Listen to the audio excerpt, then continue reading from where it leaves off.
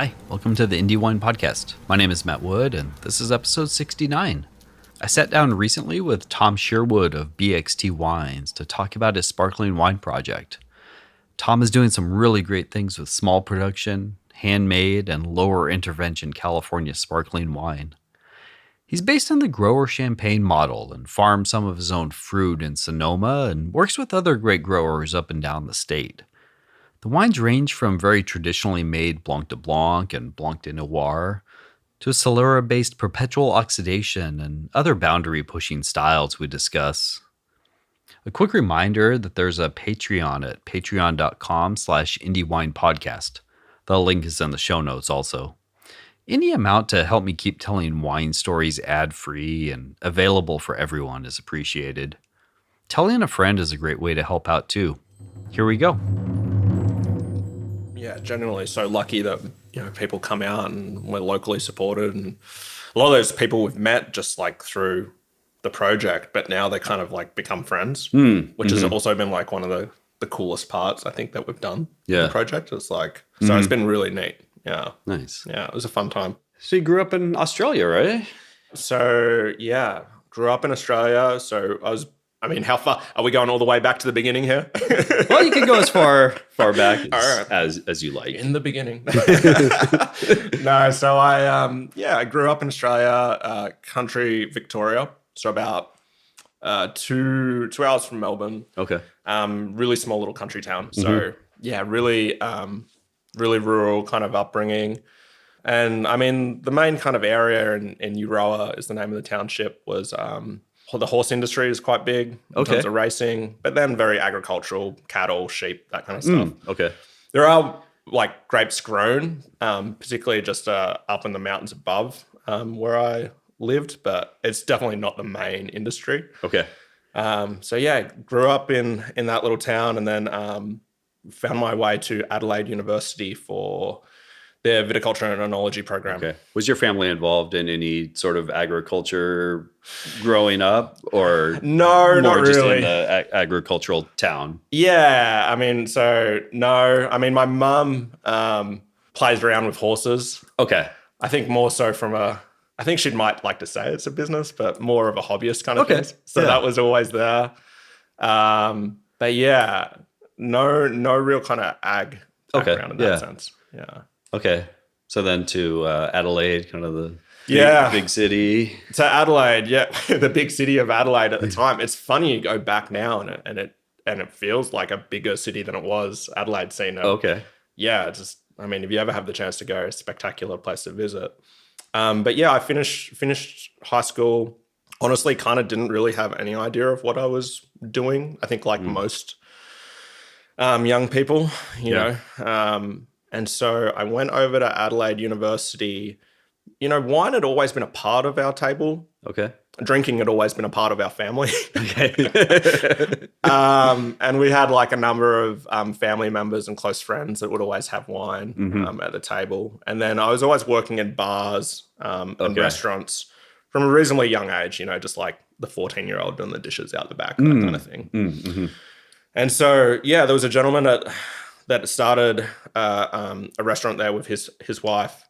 And in Euroa, which is like 2,000 people, very kind of rural. It was definitely the fanciest restaurant in town. Okay. So it's the fine dining fine dining establishment. It would be lovely to ask them now if they considered it fine dining. It was just a lovely place, and I think it was really cool to kind of see that. And so, from a young age, or, younger than drinking age, I suppose, there was always wine available. And it's like, try this, taste this. So that certainly sparked an interest. And I thought I was going to go more on kind of like a hospitality route. Okay. But yeah, eventually, talking to some folk, they were like, why don't you do winemaking? Okay. So got the score to go over to Adelaide University and went to the viticulture and enology program there for 4 years. A lot of fun. I mean, I can imagine, Yeah, a lot of fun. Can't say I was probably the best student. I can't really even say, having finished the degree, that I thought this was going to be my career path. Okay. Did you think you were going to do something in wine still, or was it still just kind of It was kind of like a whatever. maybe? Yeah. Okay. I mean, I think a complete lack of like frontal lobe development probably like helps that, like, and I think there was just more interest at the time in other recreational activities outside of studies. So yeah, I remember calling my mum about 3 weeks into the program and being like, Mum, like, they're talking an awful lot about plants here. Like, am I in a farming course kind of thing? Okay. So it's just like pure ignorance, Yeah. Yeah. And so I kind of, I think like fairly kind of bumbled my way through the program and finished and then started working. And that's when it kind of like, then I was hooked. Once you got the hands-on experience, or just got into the real world, I think with so. it out of the books, maybe a little. Yeah, mate. I think it just became much more tangible, much more real, and it kind of just like, I don't know. It just was like intoxicating from the moment that started, which I'm glad I persevered with it, but it was complete blind, dumb luck in a way that it did work out. Okay. Because I think in hindsight, I just didn't really know what I was going to do, and that worked out. So I started working, and then kind of really got going. Where were you doing those first harvests? Yeah, so Adelaide University at the time, I'm not sure if it's still true, that the part of finishing your degree, you had to work a harvest, which I think was actually really great. I think in hindsight, I wish I'd worked a couple of harvests prior to or during the degree as well. But anyway, I worked at a place in the Barossa Valley, Chateau Yeldara, which is a big joint, like just a lot of Semillon Blanc. And I was there for 12 weeks. So it was just a lot of fun. I mean, it was the Australian harvests that I did were definitely the most physically and mentally grueling harvests. Okay. A lot of hours. Yeah, a lot of like, you're not tired, you can keep working kind of mentality. But it was really cool. And so I worked there and then another facility in a little appellation called Langhorne Creek. Okay. But it was during that first harvest that I actually met, or at the time, my American girlfriend, and then now my wife, so she dragged me over here kicking and screaming, obviously, in 2014, back into 2013, 2014. Okay. Yeah. So pretty much I would say my whole working professional life has been based in the United States. Yeah. And did you do any harvest internships here, or were you able to find a gig moving forward? To Napa? The first harvest intern experience I had here was super great. 2014 was at Trefethen Family Vineyards in Oak Knoll. So Brian Case, Haley Trefethen. I mean, just such an awesome experience. A really interesting year as well. It was the earthquake year here in Napa. Right. And so with obviously Oak Knoll, proximity to kind of the township of Napa, Trefethen was definitely hit. I mean, they sustained quite a bit of damage to their old historical building there. Okay. And then, the barrel room, it kind of looked like God had played dominoes with it. But it was just like, it was such a cool experience. And it was just like inspiring seeing those guys go about it. Like, I don't think anyone obviously would have wished that had happened. But just like the sense of accomplishment, even as for myself, right, as an intern, like, I'm just like doing what I'm told. But it just felt so cool when it was done. It's kind of like everybody pitching in, like rolling up your sleeves type thing. I mean, I guess those things, you kind of build some kinship sort of going through something. It's like in the trenches kind of thing. Yeah, totally, like, mate. Nobody chooses to do that. But once you get on the other side of it and, working together feels good, I think. Totally, mate. Yeah, that was definitely the vibe at the end of it. And I think, tasting those wines now is like also remarkable how the winemaking team, whilst orchestrating this kind of cleanup, we're also still continuing to make some like great wines. So it was super, super fun, super great experience. And then from there, I worked at a couple of places. All my work experience has been in Napa. Starting off as a production assistant, working up to assistant winemaker, and then winemaking gigs throughout the valley. Yeah. Where did sparkling wine kind of come into your life? Was it something you had, played a big part before? Like you enjoyed it, or did it kind of sneak in It was more? sneaky, mate. Okay. I think, like everyone has their flavor of the month, right? Yeah. And that was always there. Like we drank a good amount of bubbles and champagne at the house. I think part of me though also probably had this kind of naive idea, which I think is true to a point of bubbles, where it's like it's more like a beverage, and as opposed to a wine. And I think I Okay. was probably guilty of that thought Okay. as well. And then I think kind of one of the big turning points, and it's always funny how these things come together. There's a few things, but I do, speaking of podcasts, remember listening to Levi Dalton, and I think he was interviewing Peter Lim Okay. about his new book, and I was there working in whatever winery I was at the time, and just topping away listening to this podcast, and I was like, that's kind of interesting. So, ordered that book as well. And then kind of like really started drinking more. Like expensive habit. Yeah. Understanding champagne. Yeah. Yeah, a good habit. There's worse habits to have. Sure. Yeah, and then at the time as well, I was working for a great friend and Landon Donnelly, and I think like a lot of young folk coming up through the industry, you always have that creative edge or something you want to kind of express yourself. And so he was quite encouraging about doing that. I was like, like this would be cool. Like we could do something that doesn't interfere with our big red Bordeaux harvests. Sure. And knock something out kind of fun. So it was just kind of like a nice creative outlet. Right.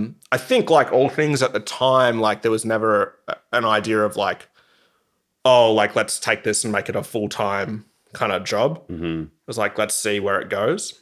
And so in 2018, I reached out to many folk. I got a few like, you want what? You want 1 ton? It's like, please go away kind of deal. Sure. Maybe in today's market, people would be like, you can take a ton, please. Yeah. Please. Please, here, take 2. Yeah. You want a free ton? Buy one, get one free. Sad jokes, I guess. But yeah, anyway, so at the time, I didn't get a whole lot of people, and I called up Julian Ergler. I saw an ad on Wine Business, and Julian was had his family ranch out there in Knightston, Contra Costa. Yeah.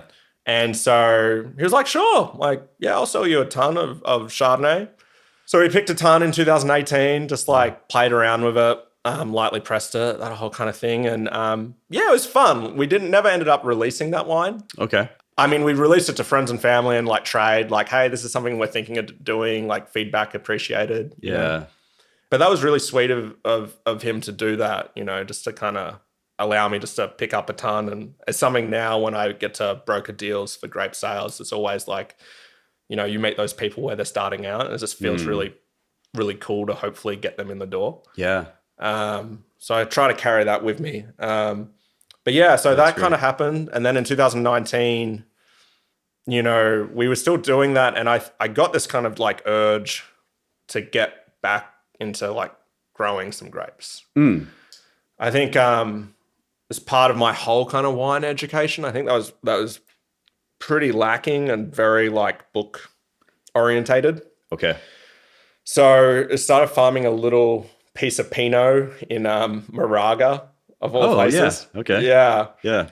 Super high mildew pressure. You're going to learn about that pretty quickly. And so backpack farm, this little like steep hill slope vineyard there. Yeah, I've walked a few of those vineyards up there. Some steep ones. Yeah. So this is now, it's not that long ago, but I can't envision doing it right now. Maybe I'm just feeling old or something. Young man's game. Yeah, probably. Well, you see those blokes and like, and girls in the steep hills of like Alsace and all that. It's like, oh my God. Anywho, so we did that, and like part of that was really wanting to kind of bring more of a grower producer mentality to the program. I think there's something really inspiring about like that movement in Champagne. There's kind of this like the growers are taking it back kind of thing. Yeah. And I think it also just speaks more to the quality of wine. Like it is so cliche, but if you're out there farming, you're touching those grapes, you're just kind of at one with what's going on. Mm-hmm. And I think generally it just results in better wines overall. And the other thing that everyone says is like all the work is done in the vineyard, and after you kind of doing all that work, you really do come to understand that that is very true. Mm. So 2019, we released like that wine. Well, we released that wine in 2021. Again, we didn't really have any intentions of it. We labeled it as Contra Costa. Okay. Spent 2 years on lees, zero dosage, hand riddled it, hand disgorged it. And it's kind of like a hit. Like it was weird. I actually had a colleague message me the other day. I guess he'd laid down a bottle for a few years. He's like, Tom, this is great. And I'm like, who'd have thought, like little old Contra Costa. So yeah, that was when then I started to think like, oh, okay, like this would be really cool if we can kind of keep building. Yeah. And as fun as the little Moraga place was, like, I think I was going to end up like needing a knee replacement by the time I was done there. So the amount of work and effort, it probably didn't really kind of, pencil out. So we started calling around somewhere closer to where we live. We live back end of Napa Valley, Browns Valley. So we started looking around Sonoma Carneros. Made, again, many phone calls. Got some very polite and then some not so polite go-aways. Okay. And we happened to run into Randy Manley and Deidre Atkins out there. And I remember Randy calling me and being like, yeah, I have an acre of Chard out here. It's right kind of around like off of Broadway there. So there's all the Sonoma Creek. So it's kind of fun soil series as well.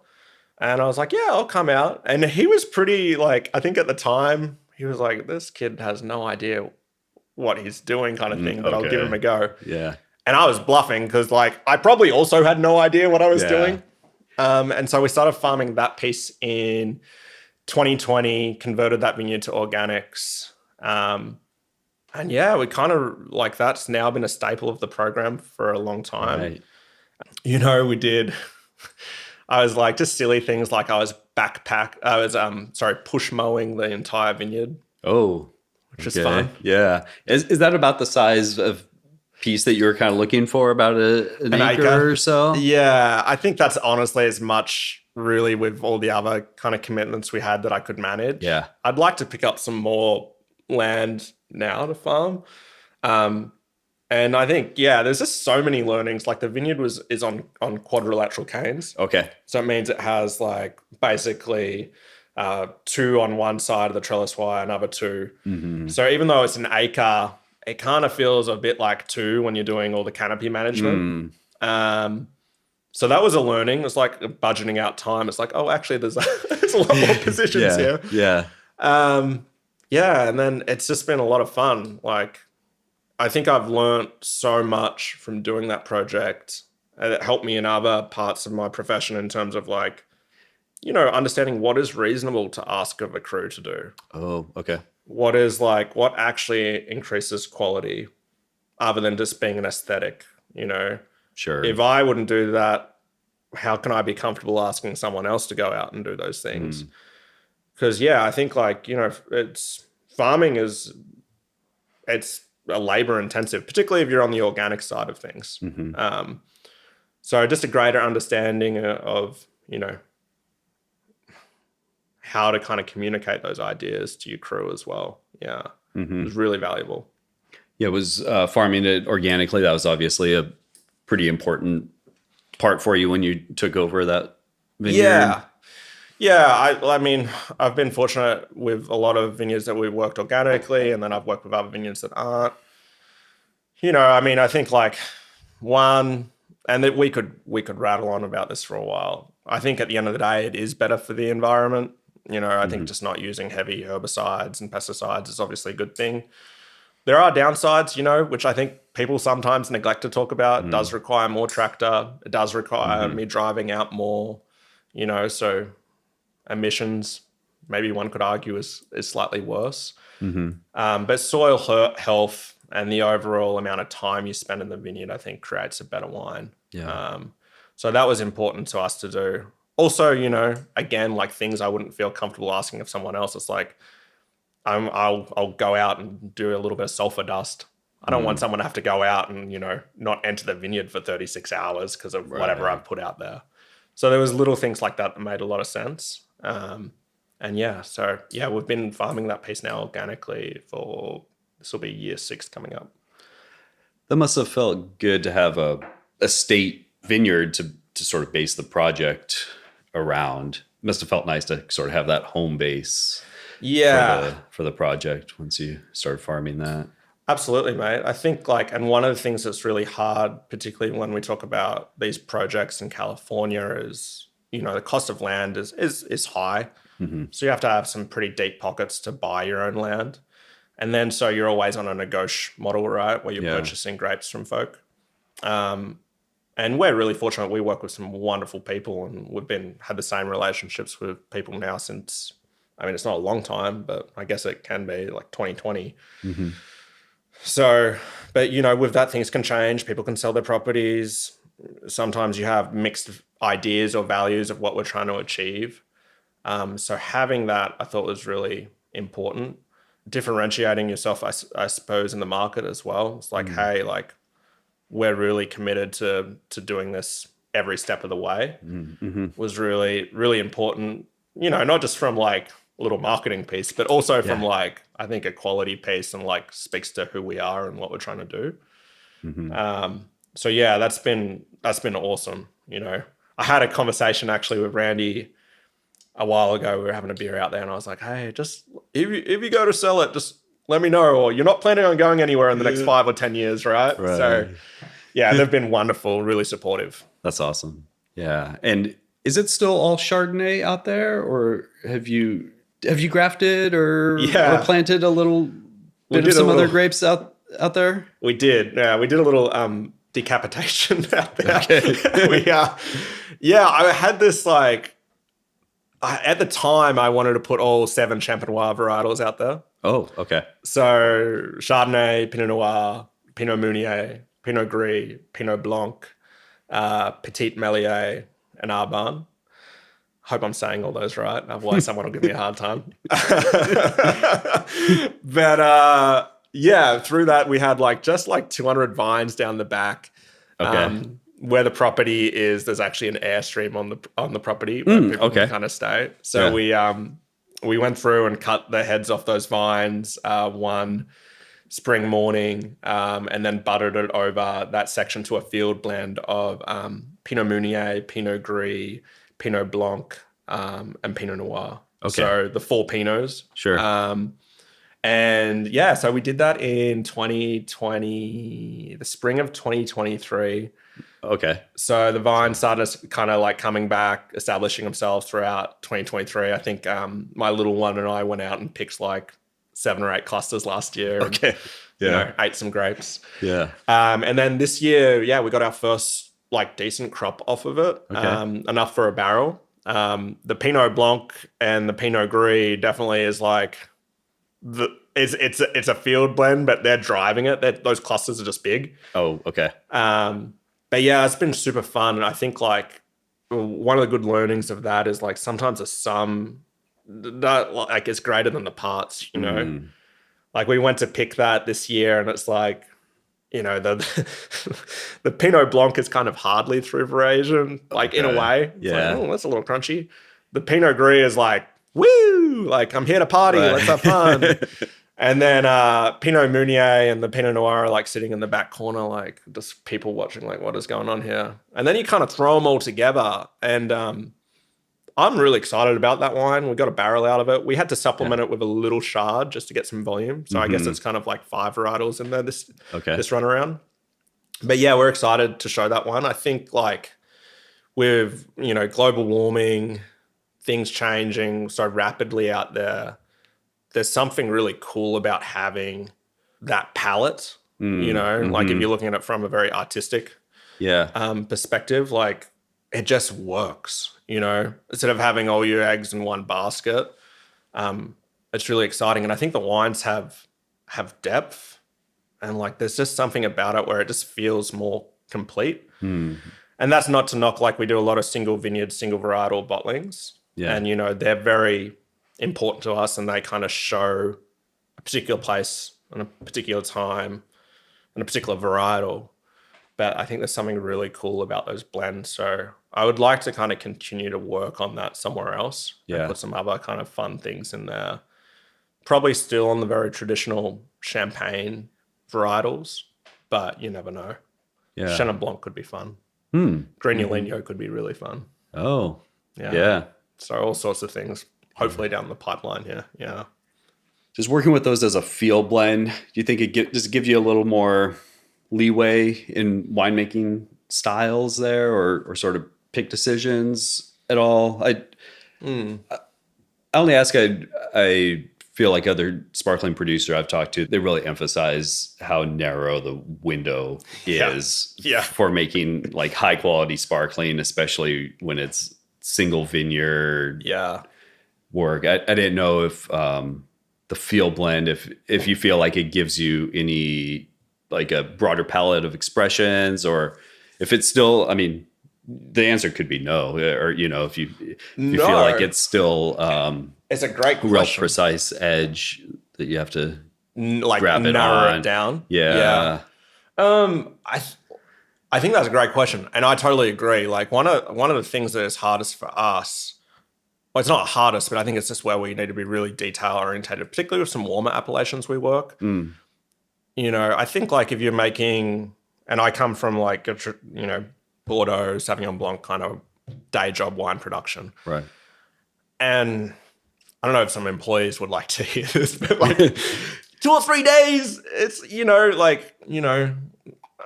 I'm not going to be a diva. Like sometimes it's not going to make a whole lot of difference, in the wine. Whereas 2 or 3 days at some of these sites we work with, it's like that can kind of make or break the wine. Right. Particularly with these warmer years that we've seen, like 24, obviously coming off warmer year, 22, very warm year. I guess 21 in a way seems kind of moderate. 20 warm year. I mean, 23 was just like this, like, don't mess it up kind of thing. Right. That was kind of harder as a winemaker because it's like, oh, I have choices. Like, oh, I'm not used to this. So, but then back to the question of that. So yes, totally on that. And then I think that gives you a little more options. Okay. Like I hear what you're saying on that because like, the Pinot Blanc's not ready, but the Pinot Gris is ready. So maybe in a pinch, I'm like, I'll just take off the Pinot Gris, and have that there to kind of blend in. But as an all-encompassing thing, I think it probably broadens things out. Okay. Like, I do wonder now that you mentioned that if I'd picked that 5 days later, would it be a drastic change as if I'd just picked all the base for Manly Chardonnay 5 days later? Because I'd imagine that would be, I'd probably miss the window. Right. Just on the Chardonnay. But with the 4 there, maybe it's a little safer. I don't know. That's a good question, though. Yeah, I don't know. It just seems like that's the thing that comes up so much with sparkling is just that how narrow the window is compared to some other styles of wine. Yeah, I think like, and the things that we're looking for, first of all, the fruit needs to taste good. I think, regardless of bricks, kind of the dogma sometimes around like picking low alc just for the sake of picking low alc wines is like, well, that's kind of silly. Like, how does it taste? So we're obviously keeping an eye on sugars because at a certain point it's like, well, it's not bubbles. But then flavor and then acid kind of balance is really important for us as well. And like this year was interesting, just in kind of the narrowness, not only of the pick dates, but then also of these appellations. Oh, okay. Like we took on some extra tonnage this year, which was fantastic. Obviously, the grape market is in a little bit of a state, and that sounds horrible. We weren't trying to take advantage of that at all. We're trying to build long-term relationships with folks. So the people that we did acquire fruit from, it's like we want to work over time. Sure. But in saying that, like we got some new holdings in Petaluma Gap, in Russian River Valley, then we were down in San Benito, Rio Vista, Sonoma Carneros, Napa Carneros. And when I kind of map this out, every harvest I try and like, I'll open up like a decent bottle of wine. We'll sit down with with my wife Britt, and we'll kind of map out like where we think we need to be. Yeah. And of course, every harvest it never goes to plan. But even so, more so this year, it was just like there wasn't that separation of appellations like you would have expected the Petaluma Gap stuff to be coming in the first week of September. It came in mid-August, you know? So the windows were really narrow. So it was a lot of driving. It was a big push this year. Yeah, the windows between appellations, everything just condensed and kind of it was a little messy crushed together a little bit. Totally, mate. And when we did that, I was like, oh, like this will be good. Like we have this piece out here, I'll be able to concentrate on this and then go out. And of course, you know, right, best made plans. But right, like Rio Vista is going to ripen before Petaluma Gap. By a month, I hope. Apparently only by 2 weeks. It's like, great, you know? So yeah, mate, it's, I think it's a challenge moving forward and maybe where those field blends can certainly play more of an important role. And that's not really an original thought. If you look at what's been happening in Contra Costa, those older vine holdings there, like even throughout Sonoma County as well, there's so many of those wonderful field blends. Yeah. So there's definitely nothing too avant-garde about that thought, but I can see it becoming more of a thing moving forward. Yeah. Yeah. So yeah, this is 2021. So Manly Vineyard. 2 full years on lees for this guy. This wine does not go through malolactic. Okay. So the first year we did this, 2020, we didn't put it through malo. And we loved the wine, but we were a little, cheers by the way. Cheers. We were a little scared that it might be a little too zippy for most folk. And that didn't seem to be the case. People kind of dug it. But we'd already done the 2021 thinking like, oh, we should dial it back, you know? So to paraphrase, the 20 or 21 does go through malo. Okay. This is the 1 year it does. And then 22, 23, 24 moving forward, we inhibit with just a little bit of sulfur. Okay. And it keeps it from going through, thankfully. Yeah. Do you have a strong opinion either way as far as malolactic on sparkling? Or more on a case-by-case basis? Yeah, more on a case-by-case basis. Like the Manly we wanted to make kind of, you know, hopefully kind of write your own review, right? Hopefully something a little more upright, a little more kind of like ethereal, something just precise, you know, like a laser beam. And that's not to say we don't achieve that with some malo on some other wines. But I think what the malo does on a few areas, I think it kind of obviously allows the wines to be more approachable earlier on. I think if you're talking like texturally in the mouth, it makes the wine slightly more expansive, particularly early. And then there's also a stability thing, right? Like if you're not fining or filtering and you're more or less not adding any sulfur to pretty much any of those productions, then you probably want the wines to go through malo prior to getting the bottle. The Manly is different, where that for us is ours kind of what the risk we're happy with for the reward. Okay. So we'll let that finished fermentation come back, and kind of counterintuitively to how one might kind of use sulfur on a red wine, we do kind of little small additions. Oh, okay. And so what I'm trying to do with that is kind of build total sulfur as opposed to free sulfur. And with a really low pH. So I think this finishes a pH of like 3 flat. Okay. Like 9 grams per liter of acidity of TA. And then if you throw in, so most bacteria aren't going to be super stoked with that kind of atmosphere anyway. Yeah. And then you throw in, if you try and incrementally build up those total sulfurs to like 40-ish, we haven't had an issue, touch wood, with it going through malo.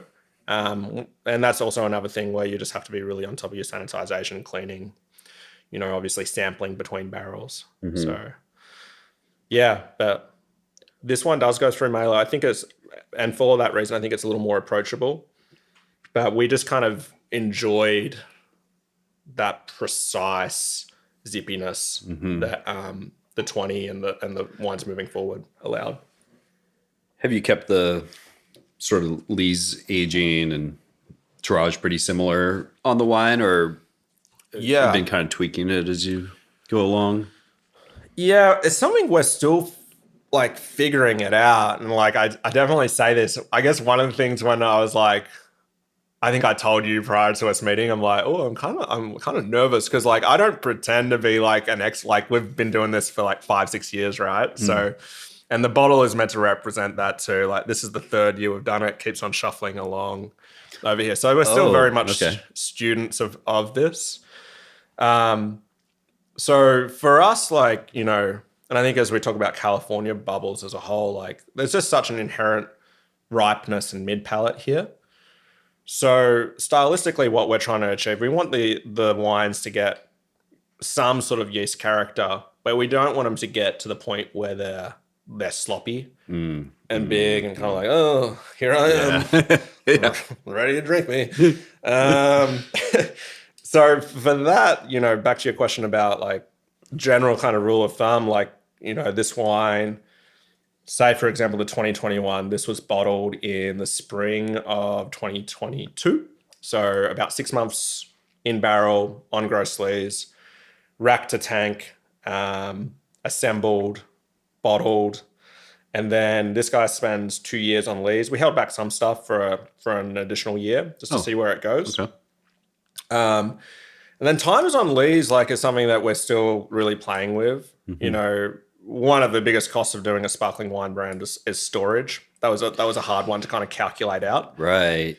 So, you know, within the program, it's like there's wines like the California Immersion, which is great after 12 months. So we get that out after 12 months.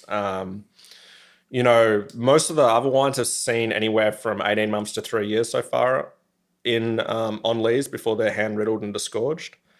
So I think that's kind of generally the sweet spot we're seeing. I think, you know, just our pick decisions and everything, where that goes and where the wines seem complete and integrated.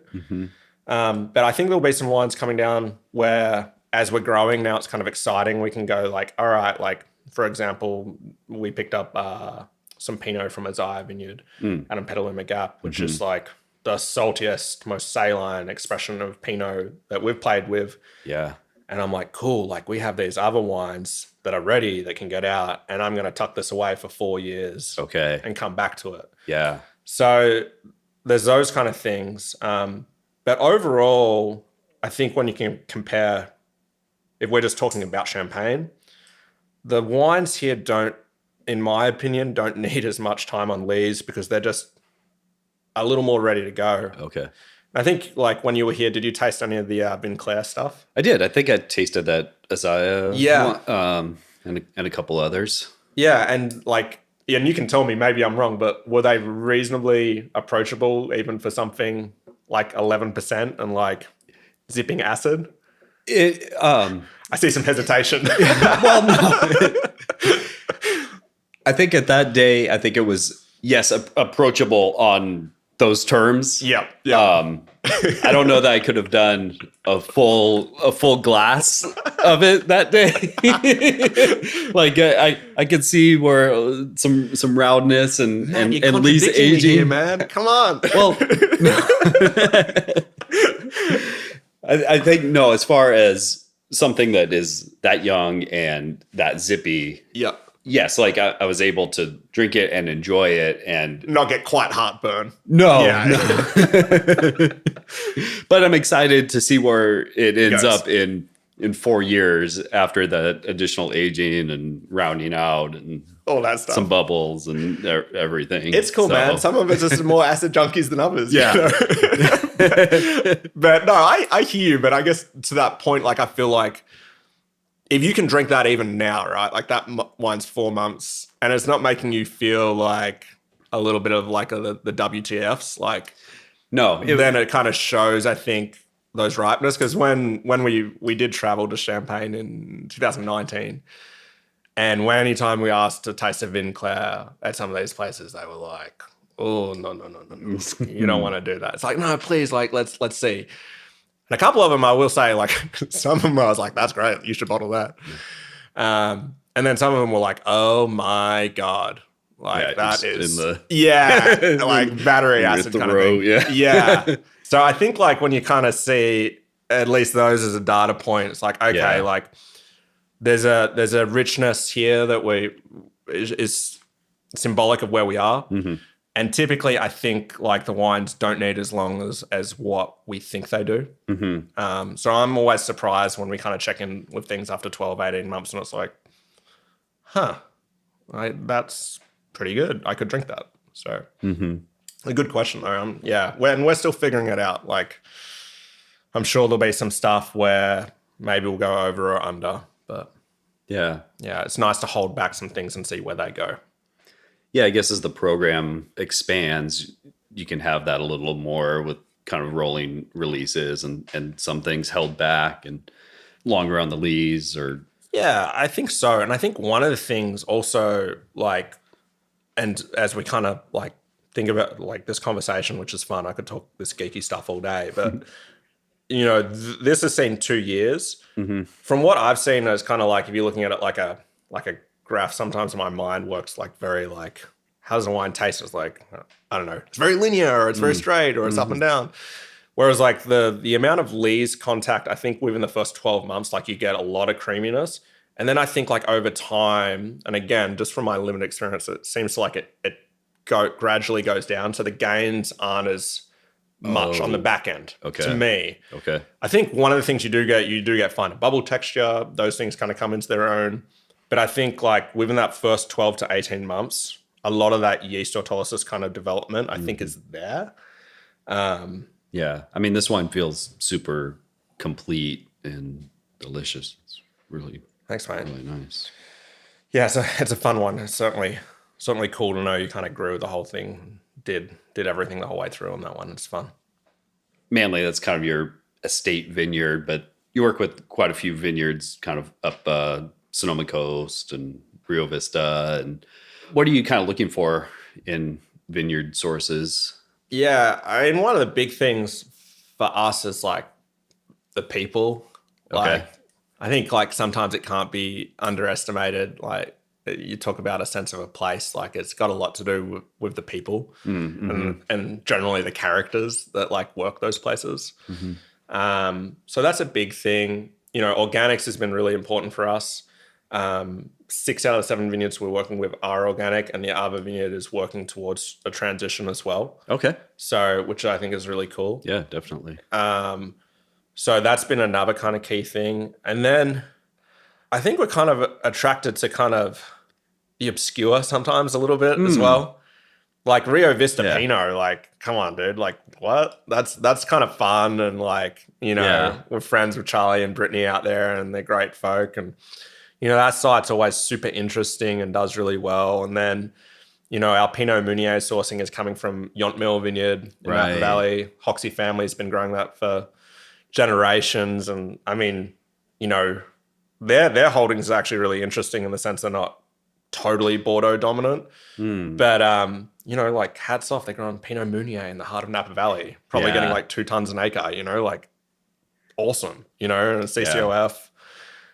Then like the Wheeler Vineyard, John Stiletto down there, like that gravelly soil series and these gnarly old vines. Like it's just such a California like blast to the past, I guess. Yeah.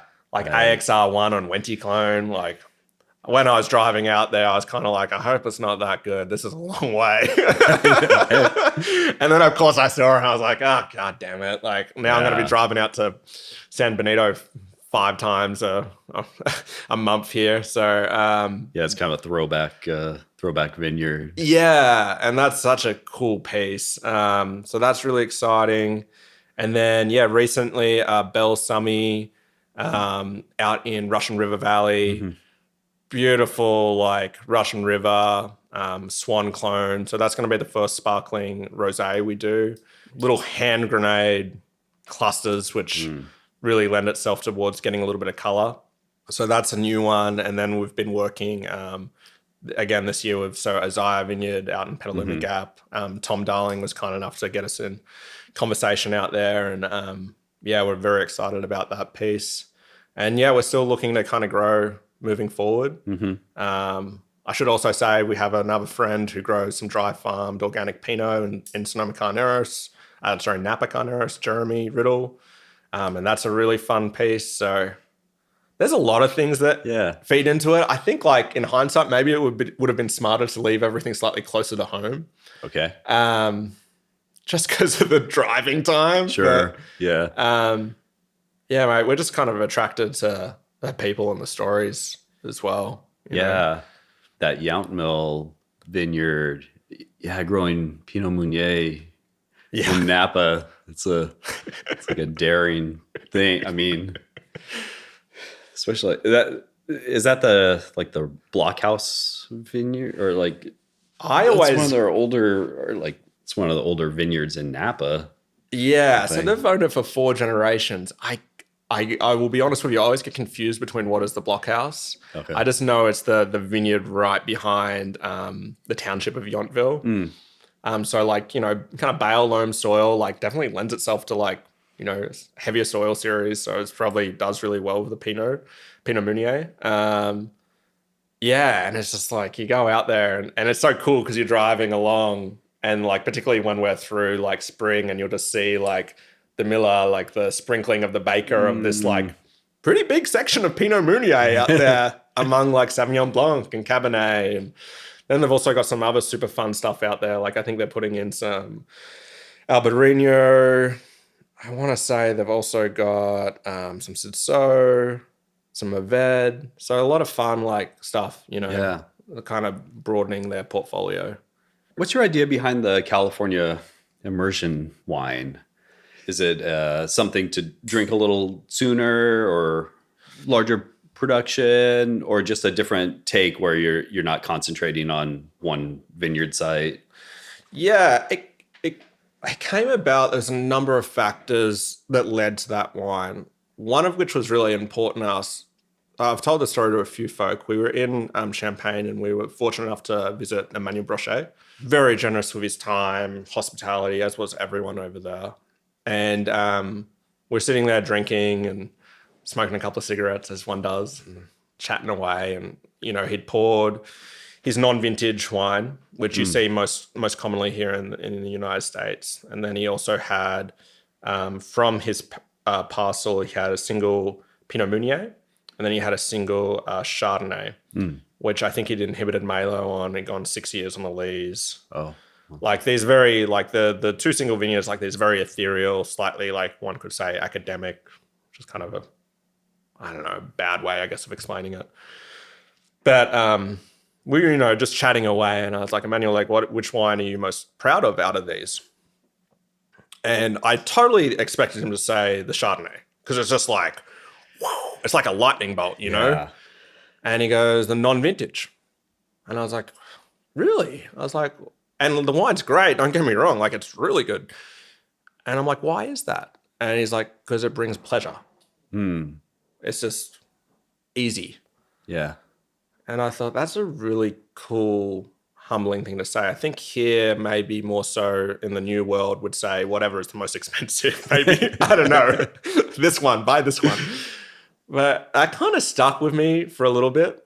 And so, you know, at the time when we started the program, we were doing all these single vineyard wines, like a lot of kind of inspiration, I guess, from some of those new players in the Costa Bar, Cedric Bouchard, those kind of guys. And, you know, sometimes, and not everything is a single vineyard quality, you know?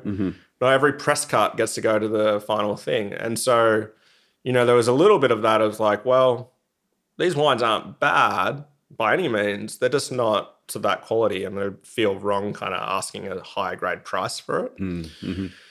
So we developed that wine in 2022. Maddie Barnes, who's done all our artwork, she's amazing. I sent her a horrible sketch, I'm sure, and she made it look beautiful. And we put the California poppy on there.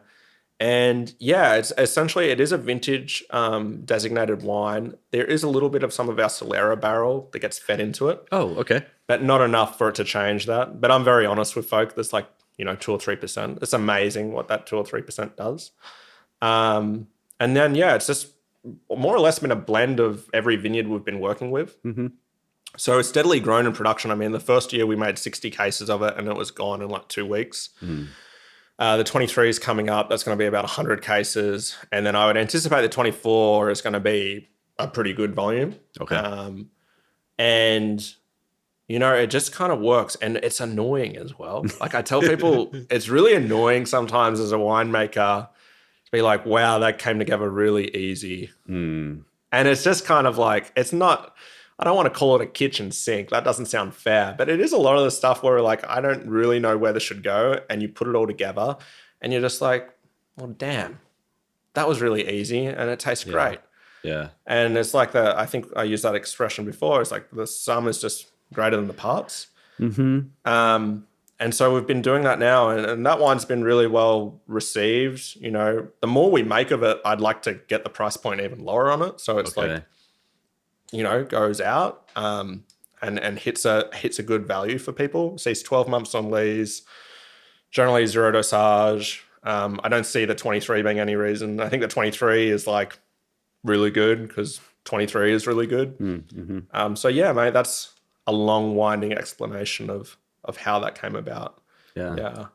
But yeah, sometimes the best things in life don't need to be complicated, Yeah.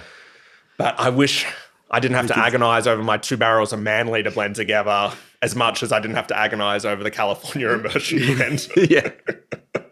Yeah, I guess it's kind of a nice problem to have sometimes when it just comes together and I shouldn't complain. Starts tasting good right away. Yeah, I really shouldn't complain because it would be a pain in the ass to actually think about it, I guess. But it's like, why? The magic of wine sometimes. Yeah. It's just because you just mentioned it. What are you thinking with dosage trials, and what are your thoughts on dosage levels? Yeah. So when we started out, like we'd always set up dosage trials. And this is on the earlier bottling, so the 2019, which was the first release, the 2020s. And for us, whenever we did it, it just felt like there'd be like a clinging kind of notion to the back of your throat. Like imagine you're kind of like skiing down a hill. Not that I do a lot of skiing. I'm sure this would be a bumpy road. But if you're a good skier going down a hill, it's like, woo. But when we did dosage, you'd go down the hill and you'd be like at the end and you go, boop. And you're like, what the hell was that? Okay. And so that was just the wines we were making at the time. And so we're not dogmatic about it. Like every year we will set up dosage trials because like we need to know if it tastes better. And so far throughout the program, we're now 6 years in, we've done dose on one wine, which was the 2022 McCormick, which is available now. That got a whole whopping 0.4 grams per litre.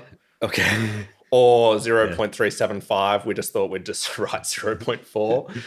And I think dose is a tool. Like at the end of the day, I want the wines to still be presentable and taste well. And I think for that particular wine, there's a very warm year. It was a very early pick.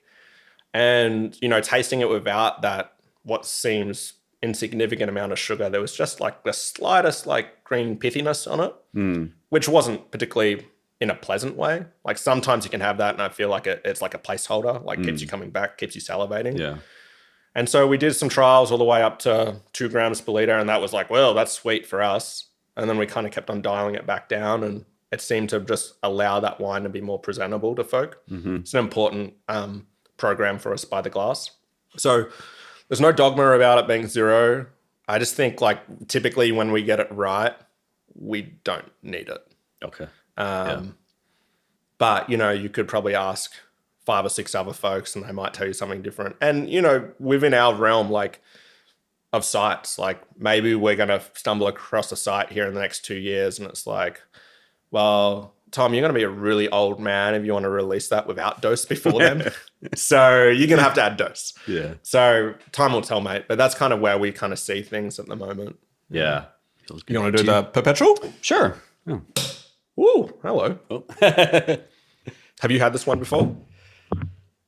I had it last weekend or 2 weekends. Oh, yeah. Yeah. The sneak peek of the 4th version of this, I think. Yeah. Yeah, so I guess I haven't had this vintage of it.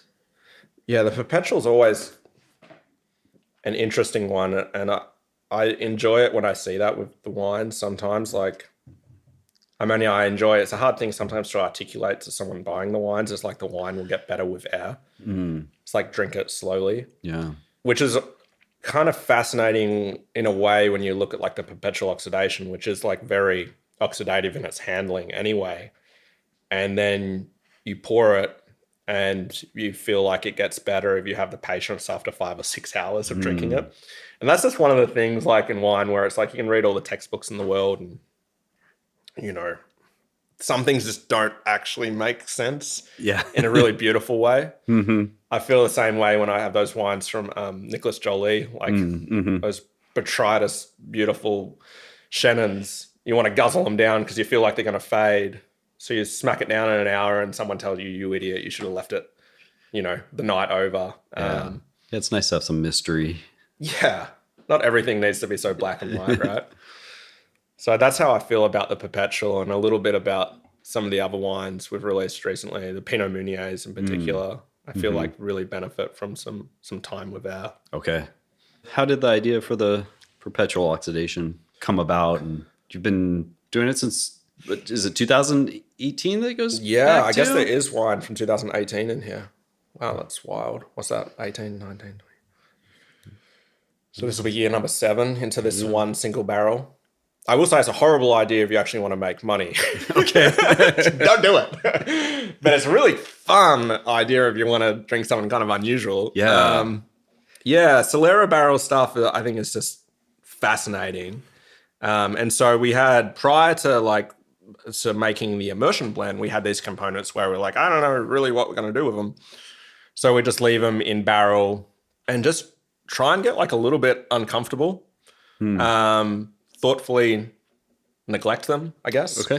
So no topping for the whole way through, no sulfur, which coming from kind of like a more, I guess, quote unquote, classical winemaking background, that was like a little scary. But you know, your pH is so low. If you're clean in the winery, your barrels are clean. You can kind of really evolve some really interesting notes. Those aldehydic, slightly nutty, sherry kind of notes. And so, we started putting the components to that together. The first release of that, I think, was 4 years ago. So it would have been 3 years of wine. And at the time, I'd had a bottle from Le Large Peugeot, who is obviously quite prominent around the Sonoma area, with the connection with Clemence and Valley. I actually remember going into Valley and pouring them some wine. Okay. And this is a while back now. I met Lauren there and I poured her my perpetual oxidation. And I very kind of naively said, I was like, this is a Solera-based wine. And so what we do is we take off the wine, we add some locally sourced honey, the yeast sets the honey, and then it ferments. I was like, I had this bottle of wine, and I probably butchered the pronunciation. I probably said Lagarde, Pugo or something. And I was like, it was really cool and really inspiring. And I thought, like, what a cool thing to, like, in terms of sense of place. You're not going down to the store and buying some cane sugar. Right. You're taking something from California. And we'd love to get our own hives going, but maybe that's when there's 2 or 3 of me. And she kind of just looked at me like, that's like kind of like the house champagne of this restaurant. I was like, and the connection there. And I was like, oh, no. But I was totally being sincere. So that's how that came about. I thought that was so cool. And I've talked to some other folk now just through the trade. And I guess there's some other people playing around with that. That's really fascinating. Like the honey part, the first year we just like shot from the hip. It was like, boom, like, wow, that was great. Okay. And the second version of it we did, we added this locally sourced honey and bloody hell, man, it was like mead. Like it was really strong. And so, at the time we were kind of a little under the radar. So we were still selling that wine through retail channels. And I feel like every time I went to a place, I was like talking myself out of a sale. I was like, it's a lot of honey, hey. People loved it. But then like we really kind of delved in on the third and started doing like honey tastings. Okay. So depending on what sort of like flower source, the year. And man, it's like, I mean, you and I are wine folk, we can probably get very geeky about this. Hopefully other people find it kind of geeky, but like you're tasting these honeys and like no honey is the same. Yeah. Like some like, and it seemed to follow a color trend, at least with my limited experience. Okay. Like the darker honeys were like very molasses, very like what you think of in terms of honey. And then on these lighter spectrums, you'd get more of this briny, slightly floral, salty kind of aspect. And so we started kind of sourcing a specific honey from blackberry sage, and which is from California here. And that just seemed to bring more of a balance because at the end of the day, I still wanted it to taste like wine. Yeah. Like I didn't want it to be mead. I wanted the honey to take a back step. Yeah, to be kind of integrated into it. And not just like, because the second version of it was like, and I think folk liked it, and that's great. But it was, for me, it was just like, wow, this feels like a lot. So we dialed that back, and now I'm really happy because I think you can sensorially pick up the honey a little bit, but it's like in the background. It's letting the Solera barrel kind of speak, which is important. Is that Solera barrel? Is it just a standard barrel, or is it a larger punch in, or? Yeah, mate, that one at the moment, so it started as 15 gallons. Okay. We moved it to 30. It's now still currently in a 60, that one barrel. So that's got 7 years in it. We started another couple of barrels from 2022, another couple from 2023. I dare say we'll have another couple from 2024. So our Solera system will have grown then to probably 500 gallons. Terrifying now I say that out loud. I'm also mentally doing the math on that and what that it means in barrel storage. Anywho, so this one at the moment is just the 160-gallon regular barrel. We have started to move. I really like some larger format stuff, particularly on Chardonnay. Just holding on to a little bit more of that reductive edge on the base wines, less oak impact. So that's been a thing. Generally kind of more normal 60-gallon sizes on the red varietals. Pretty much all neutral oak, some new oak splashed in, you know. I think sometimes like old oak kind of tastes like old oak. So I want it to be like a super wanky way of putting it, like a blank canvas. Like I want the wines to be like fresh and clean. So I don't need like 10, 15-year-old barrels in the cellar. Like ideally something between 2 and 6 is pretty solid. And that's what most of the production sees. We would like to kind of build this up to get into a puncheon, this whole piece itself. Okay. But I'm a little scared to do it because it's taken me 7 years just to hold on to this flavor profile. Right. So I think this little fella will say the same. And then we'll grow some bigger, kind of larger format, which will kind of reduce the aspect of oxygen ingression. Because with those smaller barrels, you're certainly seeing surface area to volume ratio, you're certainly seeing more oxygen. Yeah, but the Solera is always a fun one thrown around. Everyone gets very angry when there's only 70 or 80 bottles of it a year. But I tell them, like, if I bottle the whole thing, it's like 7 years gone. So yeah, it's a fun one to show people and kind of like sit and have a glass with. It's interesting. It's just necessarily small production. You know, keeping it, there's not any way to grow it really. If you're, keeping that barrel like it's its own thing. Like it just becomes a sort of singular thing. And yeah, I'd love to get it to at least like 150 barrels. 150 barrels. I don't think maybe the market can support 150 barrels of Solera. 150 bottles per year. And I need to get those other wines in the same flavor profile. And one of the things that is kind of interesting, just, splashing this market around is like I think at the moment, don't quote me on this, anyone listening to this, but I think we're selling this for 55 to 60 a bottle. And I've had a number of people be like, dude, you should charge like $250 a bottle for this because there's only so little. And to be honest, that's BS. Like, scarcity should not mean the wine is just expensive. Like, I hate that as a notion. Like, I just think that's garbage. That's not what wine's about. Like, I never want, we're going to have more expensive wines coming out. and some wines that I'm hoping to make cheaper, like I said, like the immersion. But like wine is there to be consumed, it's there to be enjoyed.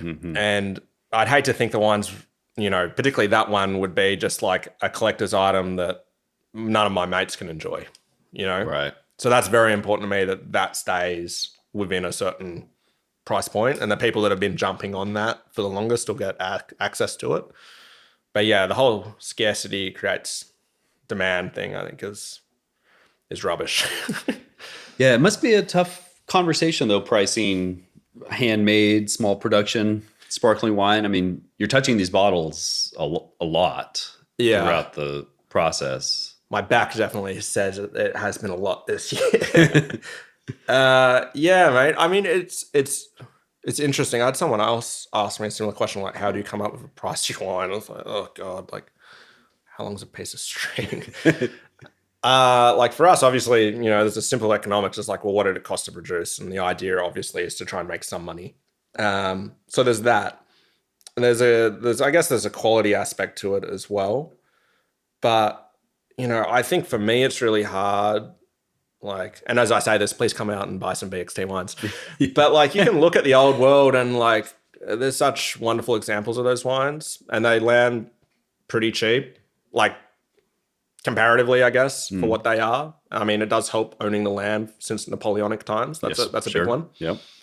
But I mean, I think at the end of the day, for me, I want the wines to move. I want them to be consumed. I want them to be enjoyed. And it's not, lifting the price astronomically on these just means it's an ego trip. And that's not at least how I like to carry myself. So, yeah, it is a tough one though, like particularly with the entry-level champagne market being typically 50 to 60. We'll see what these tariffs end up doing. But, and I've had vendors say, oh, you're in champagne price point. It's like, well, the wines are not champagne. They're definitely not. They're California. They're taking lessons from champagne. But I think hopefully what we're doing and the fact that we're hand involved the whole way through the process, which doesn't really mean anything in terms of quality, maybe in this instance it hopefully does, warrants, I think, the wines being closely priced to those, And yeah, I think there'll be a few where I might need some encouragement, but maybe down the line that'll nudge a little bit more. So yeah, it's tough though. I think every person I talk to starting a brand is like, how do you price your wines? Yeah, it's always been, I mean, it's not just an issue with California sparkling wines, but I think any wine from California, just about, I mean, it's kind of a conversation that keeps coming up, sort of unfairly, I think, but... Unfair in what way do you think? I guess I don't think you'd necessarily need to compare it to something else. It's not always a apples to apples type thing. Just because it's like this grape from California doesn't mean it has to be less than its European counterpart or vice versa. Yeah. What do you think of that one, by the way? I really love it. I like I love the nose on just like smelling it. It's just really, you just keep going back to it. I love that oxidation also. I think I've come to find that I kind of like some oxidation and leaves contact on my sparkling wines. Yep. I'm not as big of a fan always of just like the super fresh, super laser beam style. Yep. I sort of like it as it maybe rounds out and that little bit of like body, I guess, that you get. Yeah. I think I tend to be a fan of that. It's taken me a while, I think, to kind of learn that that's what I want. Yeah. That richness, breadth. Yeah. Oxygen kind of almost gives it like a layer. And that was a big learning when we first made the wine, particularly in 2018, just being too on it in a way. Like, you know, now when we kind of handle the wines, like I kind of want to see the wines look brown when they get in the barrel. Like I want that oxygen in there. Yeah. And it's always like one of those things that never gets old. Post fermentation, you see like it then goes back. From looking like kind of like sewer water. You're like, oh, it's okay. Yeah. So I think that's certainly was a big learning when we went to a couple of places and just seeing like a champagne press is in essence pretty damn oxidative. The way they move the wines there is really oxidative, you know, allowing things to go through native and fermentation as well. It takes a few days typically to get going. Good amount of oxygen. But then it's like you're going into this really anaerobic environment for goodness knows how long. So I think if you kind of make the wines very buttoned up and very, you know, if you're topping and if you're doing all the normal things you should do, I think the wines are like a little too narrow. Okay. And that's a very unscientific explanation. Yeah. But I guess you kind of brought it up earlier though, but when you're sitting at like a 3.0 pH and the wine can take a little bit more punishment. Yeah. Yeah. So you've been leaning into kind of handling the wine and the juice a little bit more oxidatively. Yeah.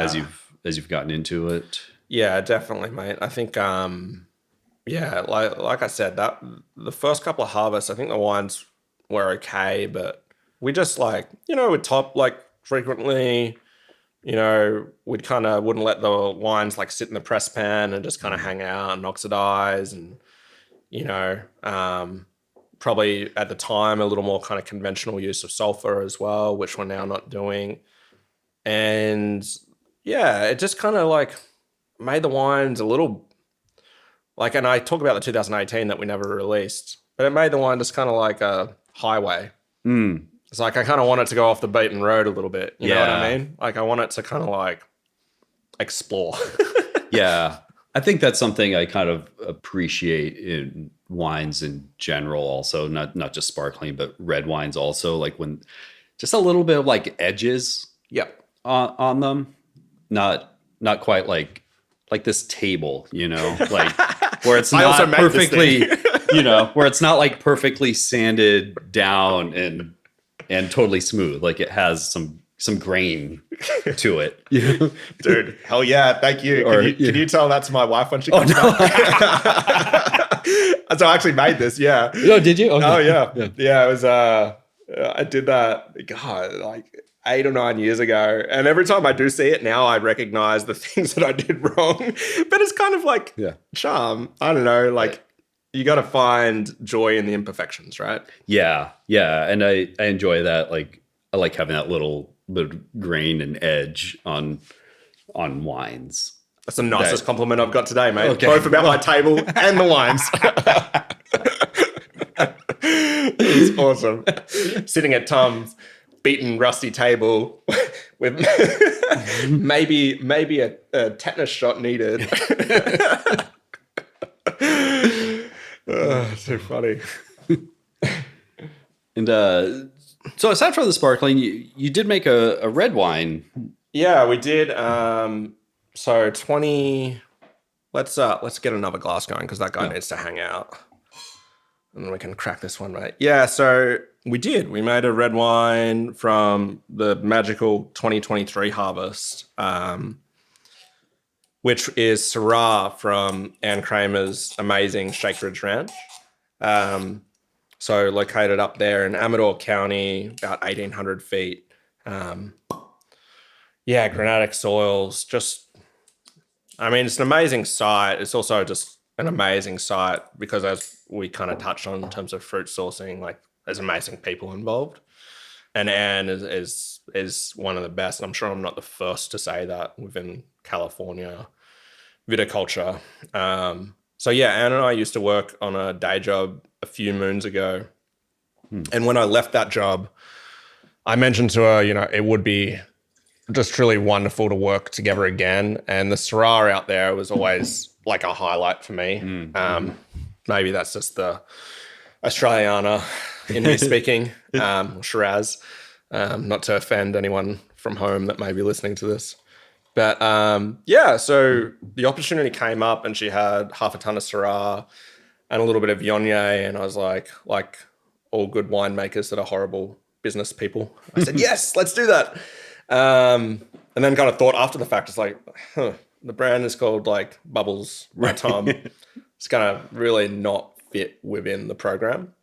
But what we wanted to do was, Anne has been a really positive influence in my wine growing career. And having positive people in your orbit is just great, right? Like, it's infectious. And so at times where I think I probably needed not a kick in the ass, but just like that added motivation, those people give that unknowingly. Like, and she gave that to me probably without knowing, like just going out there as we named the wine as like winemaking therapy. Yeah. So we called the wine therapy, which again, our wonderful artist, Maddie, probably needed therapy after making that for us. So yeah, if anyone hasn't seen the label, it's essentially, it looks like the silhouette of me on a counseling couch with a beautiful grape lady. Some people are saying it's a little scary, but I think it's kind of beautiful. So yeah, we wanted to pay homage to Anne, and then by doing so, take her positive influence and do something within our community that could bring positive change. And so 100% of the profits from this wine are going to Abode Family Services in Napa County. So that will hopefully, we've already raised $3,500. We're hoping to raise, another $2. Then they do help with getting people off the streets and then also helping through that rehabilitation process. So yeah, it was made with intention for this fall. Kind of light extraction, about 10 days, 20% whole cluster, a little bit of Viognier dripped in, bottled in May. So pretty early bottling, and then left until what are we now, December, for release. So yeah, I'm pretty happy with it. I think it's like a clean, pure expression of that site. And we're going to continue doing that. So we made the 2024. Oh, awesome. Definitely have plans to do the 2025. So yeah, some things are just, it's not about the cash, it's just like great to be involved with someone like that. Yeah. And yeah, funny enough, this was the first wine I tasted of yours at the That's right, dude. Yeah, at Shake Ridge. Yeah, but you had a couple bottles of bubbles hidden, hiding around. Yeah, how funny. Yeah, we literally bottled that. I think that was in May. That was like the first week of May, and we'd bottled it like 3 days early. And we're like, oh, we'll see how this goes. So I was decanting it, but the reception on the wine was pretty solid. So yeah, it's again, kind of taking that idea of bringing pleasure. I don't think this is the most complicated beverage that we've made, but hopefully it brings joy to people this like holiday season and for a good cause. Yeah, it's great wine. It's like what I like Syrah to be, and that high elevation and Sierra Foothills Syrah, I think, is really great. Thanks, mate. Yeah, I like Syrah a little more dialed back. Like, I want it to kind of express Syrah. I think we see a lot of Syrah made. There's some great Syrahs made in California, don't get me wrong. But there's a lot of it that's made that's kind of like handled very much like a Bordelaise varietal, where you just like extract the bejesus out of it and slap it on too much oak. Yeah. And I'm surprised, because if people like extracted Cabernet, I'm surprised they don't like extracted Syrah. But it doesn't seem to move. So we like our Syrah a little more kind of, airy and open.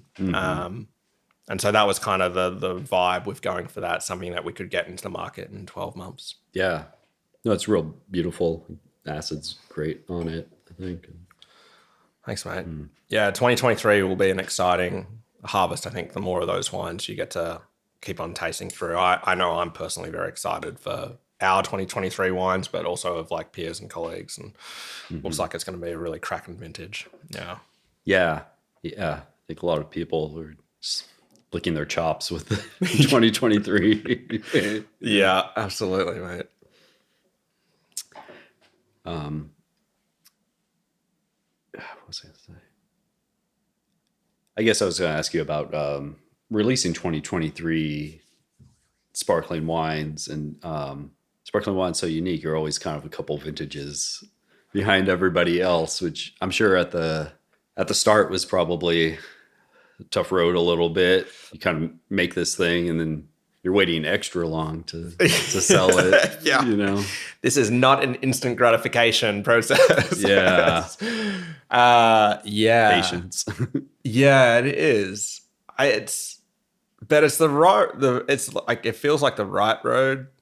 I mean, I feel like so much today, in particular, like everything is instant, right? Like our food is instant. The way we consume news is instant. Our gratification can be instant. I mean, I think like, Instagram and those things, Whereas I think with this, and I think hopefully it speaks to the project as a whole, like, it's not a passion. There's passion behind the project, but it's not a passion project. Like I want this to be the project. So I think if you're willing to kind of like ride through, sitting on wine, tougher times in markets, those kind of things, I think that's where like that hopeful like greatness kind of comes. I hope, at least, and then like consistency within that as well. Like I think we'd just like to be known as a really consistent producer, which I think is also sometimes a hard thing to do, just in that, particularly within our changing environment here. So that was tough a little bit, because you're like, particularly when you start this project and you've told everyone you started this project. And there's always butterflies, because it's a long time to wait. Like, so 2019 was released in the back end of 2021 or 2022, 2.5, 3 years. Yeah. So that was the first wine. And even now I get like the nervous butterflies before the release. Like it's certainly real. You invest a lot of it, your time, and in a way, a lot of yourself into these kind of things. So you're always like hoping that people like it. I hope that doesn't sound like egotistical, but you really want people just to enjoy them. And probably a little bit it's like a validation of your work, which I think we're all human. So it's always, every release, it's always kind of stressful, I will say. You're always waiting for the reception and you're hoping people like what you've been able to do. Because then you're also hoping to be able to do it next year. Right. So it's fun. But mate, we've met so many wonderful people just on the road. And for me, like coming over here and establishing like a new life with my wonderful wife, like, it can be hard just to get over here and meet people through that point of,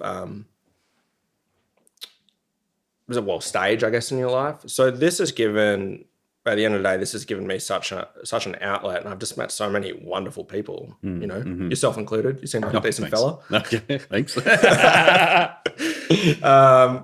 like, it's cool. Like, I think that's in a way really what wine is kind of about. Yeah. And so, I think my overall identity has grown through this project, and just some really cool people that we would never met had we not done this. So very grateful for that. Yeah. I know you just had a release recently, but what's the best way for people to get your wines or kind of follow what BXT is doing? So the way to get first access to the wine is to go onto the website, www.bxtwines.com, and join the mailing list. So generally the smaller stuff kind of goes pretty rapidly. So if you want access to those wines. And then, otherwise you can follow us on Instagram, BXT Wines. You can get some of my really arty shots on there. And then, as far as this release, like at the moment, the Yontmill Pinot Meunier is all sold out. I'm not sure when we're going to air this guy, but I feel like we're probably going to be sold out here pretty soon. But at the moment, we have the 2022 McCormick Ranch Blanc de Noir, the 2022 Wheeler Vineyard Blanc de Blanc, and a little bit of the Therapy Syrah from Shake Ridge left over at this stage. And then, 2025 is going to be our biggest year to date. In the spring, California Immersion from 23.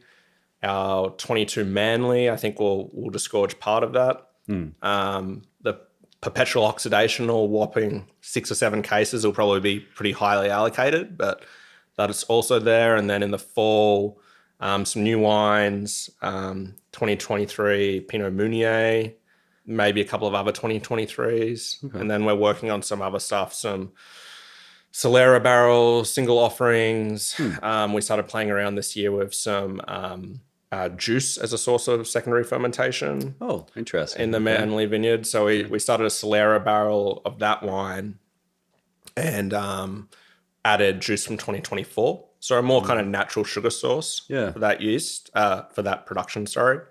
So I don't know when that's going to be ready, but fun things like that in the pipeline too. Yeah. Very cool. Yeah, it sounds like a fun... is that something, have you done it already? Well, we actually bottled it last week, 2 weeks ago. Okay. So I do need next time we'll crack one of those. It's just kind of, there have been some producers that I've also enjoyed the wines where, if you can utilize the juice from your parcel, again, when we're talking about making wines of a sense of place, it seems to make good sense. So we did that as a trial this year. We made I think we got 20 cases of it that'll probably be ready 2026 or 7. Okay. Somewhere in the future. But just trying to use that juice as a source of sugar for those yeasts to create bubbles. Just feels kind of right. The only thing that we're trying to dial in is it's hard to keep it vintage specific. Right. So I think maybe next year what we'll do is we'll leave, 100 pounds of Chardonnay out there and let it get very, very ripe. And that way we only need to add in a certain amount of juice to some of these cuvées. So interesting. It was fun. Yeah. So it's fun to hear about playing around with those things. Yeah, between honey, kind of more regular cane sugar sources, and now juice. We're trying to kind of experiment and play with those too. That's awesome. Yeah, something I look forward to. Cool, mate. Well, thank you so much for having me, man. It's been it's super fun and just lovely chatting. So very humbled that you even wanted to sit down and chat. So thank you. It's great. Super fun. I'm glad we can make it happen. Yeah. Right on this rustic old kitchen table. Beautiful kitchen table. There we go. Cheers, man. Thank you. Yeah. Thanks for listening today. The BXT wines are really great and so intriguing. The taste, aroma, and texture keep you going back to enjoy more. You can find them at bxtwines.com or follow Tom on Instagram at bxtwines. You can follow the podcast on wherever you're listening and the Instagram at IndieWinePodcast. And feel free to email indiewinepodcast@gmail.com with comments, questions, or feedback. If you're enjoying the podcast, I'd love it if you told a friend or wine lover about it to help spread the word. Rating, reviewing, or donating at patreon.com/IndieWinePodcast helps too. It all goes to offsetting podcast expenses and allows for more episodes. We'll be back soon with another episode. Have a good one.